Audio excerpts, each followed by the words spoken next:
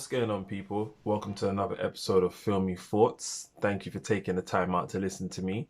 If you haven't already, please click that subscribe button so you can stay up to date with all of my new releases.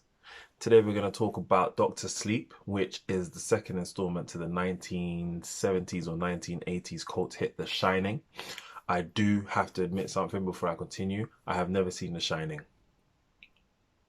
Yes, I've said it. I've never seen it. I've been told by many people I should watch it. It's a really good film. I have tried, in my defense, I have tried a couple times to sit down and watch it, but I've been unable to find it, unfortunately. I don't have Sky. I've looked on Netflix for it, can't find it. So if there's a link that someone can share with me and I'll watch it, that would be great. One thing I do want to say though is, to my understanding, The Shining is not about anything supernatural. To my understanding, The Shining is about a man who goes with his family to a hotel and he just slowly loses his mind and tries to kill everyone in the hotel. Whereas Doctor Sleep is a supernatural horror or slash thriller horror, let's say. So I'm not sure. When I watch The Shining, I'll answer my own question. But if it's not, it's very interesting as to why Stephen King or whoever made this film has then gone from a psychopath to supernatural activities. Very interesting. One thing I will say before I tell you the synopsis on this film is that the film is too long. It's a 2.5 hour film, and I think it is very unnecessary. You could have easily executed that film within 2 hours or just shy of 2 hours, in my personal opinion. So, just to give you guys a synopsis about what this film is about. Doctor Sleep is the Shining, the killer from Shining. I don't know his name. Here's Johnny. Maybe his name's Johnny. But anyways, his son. And he has this thing called the light. Many kids have it, or many adults have it, but not a lot of people realize they have it. And this light enables him to see things and to hear things and to read people's minds and all of this kind of stuff, right? So he sees a lot of terrible things. The events at the hotel have followed him in his mind and scaring the life out of him. And he has an imaginary friend, which is actually the Shining, the light, which basically teaches him how to suppress those horrible images, those horrible feelings, right? So he finds a way to suppress each and every one of these in his mind in a box, an impenetrable box. And then his mother dies when he's like 20. He then turns to the drink because it helps him forget. And it helps him suppress the light. So he's drinking, he's drinking, he's drinking, he's drinking, he gets drunk all the time. During this time, there are a group of travelers, let's say there's 15 or 20 of them. They are the supernatural villains, right? They travel around America looking for young kids who have the light because they feed off of the light. They are the darkness that feed off of the light. And the light is the beacon that they want to basically put out and live forever on. The way they do things though, so there was one part that was quite horrific, to be honest.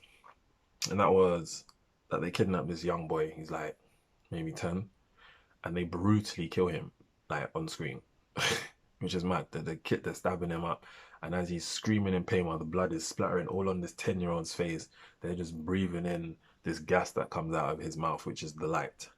And you can see that they are feeding off of him, basically. Anyway, there is this girl who has the light, but she is extremely powerful. So powerful, in fact, that the leader of these supernatural beings tries to track her down and realizes that she can't even control this girl or try and intimidate this girl because this girl is just a beast. Like, she's bossy with it as well. And you know me, I like my bossy moments, my bossy characters. Like, she is able and smart enough to trap this, or trap all the travelers basically, in order for them to be killed, which I thought was dope. And then yeah, so she then this little girl then seeks the help of Dan. Uncle Dan is his name in this, who is Doctor Sleep, and he then takes her to the hotel that he went to as a kid with his dad in order to help defeat this wicked witch. She seems like a wicked witch that is feeding off of young kids. That's it, really. So yeah, as I was explaining it, it kind of makes sense why it's 2.5 hours long because it does seem like a long and complex storyline. But still, I thought it was too long. The suspense in this film is really, really good though. They're like over minutes, they're building the suspense with like heartbeats in the background that start to get louder gradually over a couple minutes. And then the music starts to come in and you start thinking, oh my gosh, something is about to happen. Something is about to happen. I'm happy to say though, nothing happens. I didn't jump once, and I'm a jumpy person when it comes to these horror films.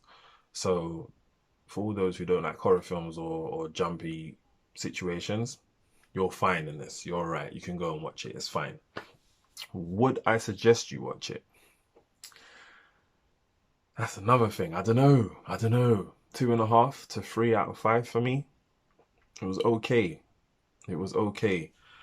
I would have liked more of a backstory on these villains, though. Where did they come from? How long have they been around for? How have they been able to amass this power where they're able to feed off of the light? You know, I need more backstory. I need to know and understand where you've come from and what you're about. We know what you're about. You just want to live forever. You're trying to seek immortality.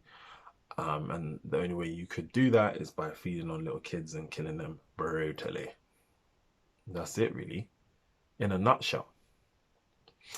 So yeah, I mean, take what you want from that. Would I say to watch it? It's not a must watch, I'll be honest. It's an alright film though. It's an alright film. If you're looking for a date night, and you just want to do something with the woman, you don't want to talk too much, and just go watch the film. And it's out. If there's no other film out and that's out, go and watch it. It's fine. And take your own views from it. But that's it from me. So thank you for taking the time to listen. Have a good morning, have a good day, have a good night, have a good afternoon, and have a good evening. You take care.